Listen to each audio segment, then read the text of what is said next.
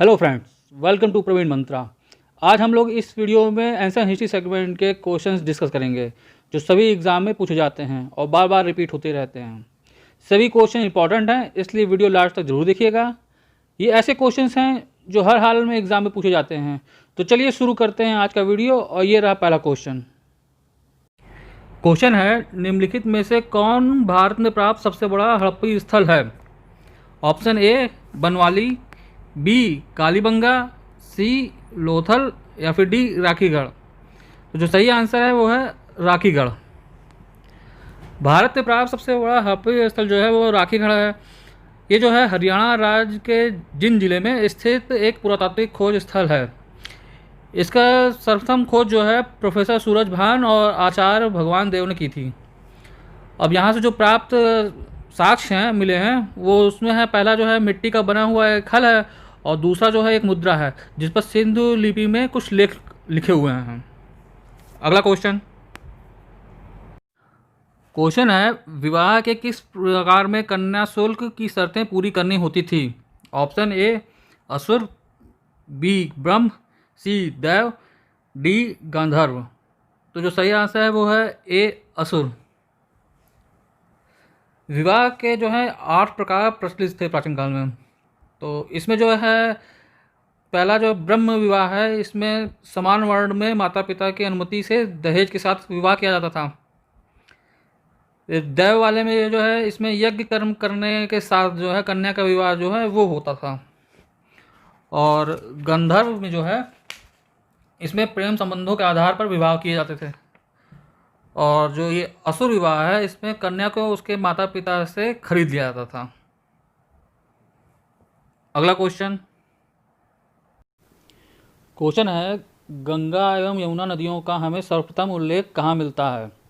Option A Rigveda में, B Atharvaveda में, सी शतपथ ब्राह्मण में या फिर डी छंदोग्य उपनिषद में। तो जो सही आंसर है वो है ए ऋग्वेद में। ऋग्वेद में जो है गंगा का उल्लेख एक बार और यमुना का उल्लेख जो है वो 3 बार हुआ है। पूर्व वैदिक काल में जो है आर्यों के भौगोलिक विस्तार की जानकारी हमें ऋग्वेद में उल्लिखित नदियों के उल्लेख से मिलती है। पूर्व वैदिक आर्यों ने मुख्य रूप से जो है अफगानिस्तान की कुछ नदियों और 7 सैंधव और गंगा और यमुना का वर्णन किया है। अगला क्वेश्चन है, धुत कीड़ा किस कर्मकांड का अंग थी? ऑप्शन ए अग्निष्टोम, बी अश्वमेध, सी राजसूय या फिर डी वाजपेय। तो जो सही आंसर है वो है सी राजसूय। ध्रुत कीड़ा जो है वो राजसूय यज्ञ का अंग थी। इस अनुष्ठान में जो है यज्ञ से प्रजा में यह विश्वास पैदा हो जाता था कि इससे सम्राट को, मतलब राजसूय यज्ञ से करने से सम्राट को दिव्य शक्ति मिल जाती है।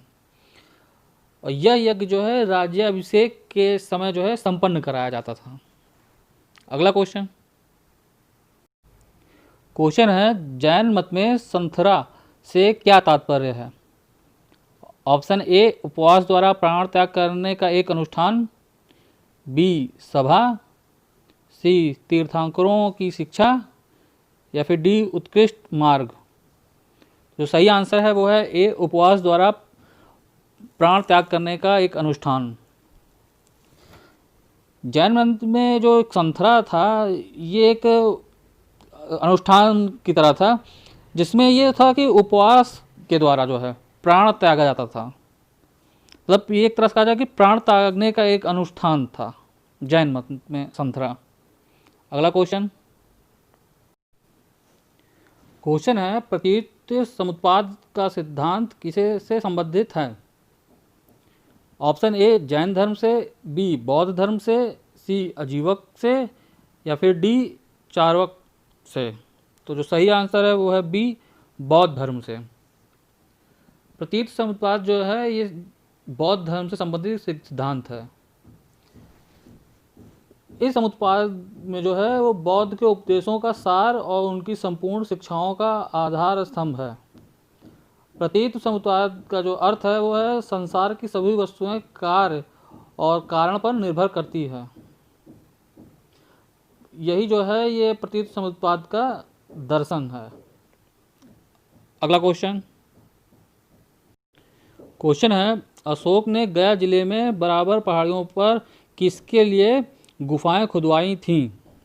Option A Ajivaka, B Mahasanghika, C Nigantha, D Theravadi.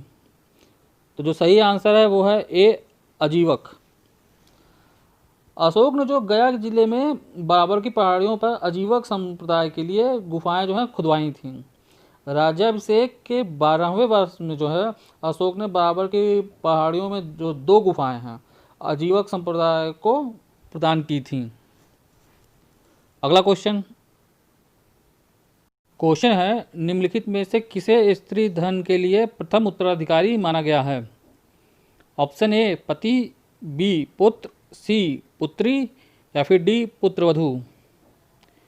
तो जो सही आंसर है वो है सी पुत्री। मौर्य काल में जो है पुत्री को स्त्री धन के लिए प्रथम उत्तराधिकारी माना गया है। मतलब कि आज के समय जो पुत्र है वो उस समय में पुत्री का था कि जो स्त्री धन का वो है वो मेन चीज वो पुत्री का ही रहेगा। अगला क्वेश्चन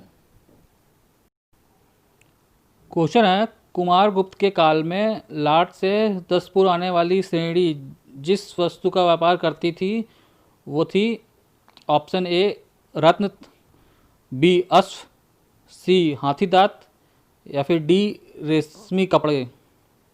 तो जो सही आंसर है वो है डी रेशमी कपड़े। कुमारगुप्त जो है महेंद्रादित्य चंद्रगुप्त द्वितीय के बाद गुप्त साम्राज्य के महान शासक बने थे। कुमारगुप्त के काल में लाट से दसपुर आने वाली श्रेणी जो थी वो रेशम कपड़ों का व्यापार करती थी। कुषाण काल की तुलना में जो है गुप्त काल में व्यापार में हास के पर्याप्त जो है वो चिन्ह मिलते हैं। आंतरिक व्यापार के अंतर्गत जो है ग्राम लगभग आत्मनिर्भर उत्पादित इकाई के रूप में उभर कर सामने आ रहे थे। गुप्त काल में व्यापार और वाणिज्य का अपने उत्कर्ष पे था। गुप्त राजाओं ने ही जो है सर्वाधिक स्वर्ण मुद्राएं जारी की थीं। रोम साम्राज्य के पतन के बाद भारतीय जो रेशम की मांग थी वो विदेशों में कम हो गई थी, जिसके परिणामस्वरूप 5वीं सदी के मध्य रेशमी बुनकरों की एक श्रेणी जो है वो प्रदेश में निवास करती थी और बाद में जाके ये मंदसौर में जाके बस गए थे। अगला क्वेश्चन है, वह गुप्त शासक जिसने होड़ों को पराजित किया था? Option A Samudragupta, B Chandragupta द्वितीय, सी कुमारगुप्त या फिर डी स्कंदगुप्त। तो जो सही आंसर है वो है डी स्कंदगुप्त। स्कंदगुप्त जो था वो होड़ों को पराजित किया था। स्कंदगुप्त का जो राज सिंहासन पर बैठते ही जूनागढ़ अभिलेख में मलेच्छ के रूप में उल्लिखित होड़ों के आक्रमण का सामना करना पड़ा था, जिसमें स्कंदगुप्त को सफलता मिली थी। स्कंदगुप्त जो है उसने गिरनार पर्वत पर स्थित सुंदर झील का भी पुनरुद्धार करवाया था। अगला क्वेश्चन है, दक्कन में हर्ष के सामरिक विस्तार को किसने रोका था? Option A Mahendra Varman, B Dantidurga, C Rajendra प्रथम या फिर डी पुलकेशिन द्वितीय। तो जो सही आंसर है वो है डी पुलकेशिन द्वितीय। दक्कन में जो है हर्ष का सामरिक विस्तार को जो है पुलकेशिन द्वितीय ने रोका था। पुलकेशिन द्वितीय जो है वो 620 ईस्वी में हर्षवर्धन को हराया था और उसकी सेनाओं को जो है नर्मदा के तट के पीछे खदेड़ दिया था। हर्षवर्धन ने जो है एक विशाल साम्राज्य की स्थापना की थी, जिसकी सीमाएं जो है उत्तर में हिमाच्छादित पर्वतों तक, दक्षिण में जो है नर्मदा नदी के तट तक, पूर्व में जो है गंजाम और पश्चिम में वल्लभी तक विस्तृत थी। कन्नौज जो है इसके विशाल साम्राज्य की राजधानी थी। हर्ष ने जो है महाराजाधिराज की पदवी जो है वो धारण की थी। हर्षवर्धन एक जो है उच्च कोटि का कवि भी था। उसने संस्कृत में नागानंद, रत्नावली और प्रियदर्शिका नामक जो है 3 नाटकों की रचना भी की थी। तो ये थे एंशिएंट हिस्ट्री सेगमेंट के 11 most important questions. I hope ये वीडियो आपको पसंद आया होगा। वीडियो आपको कैसा लगा कमेंट बॉक्स में ज़रूर बताएं। पसंद आया है तो अपने ग्रुप में ज़रूर से शेयर करें और प्रवीण मंत्रा को लाइक, सब्सक्राइब और शेयर करना ना भूलें। आज के लिए इतना ही। Thank you friends.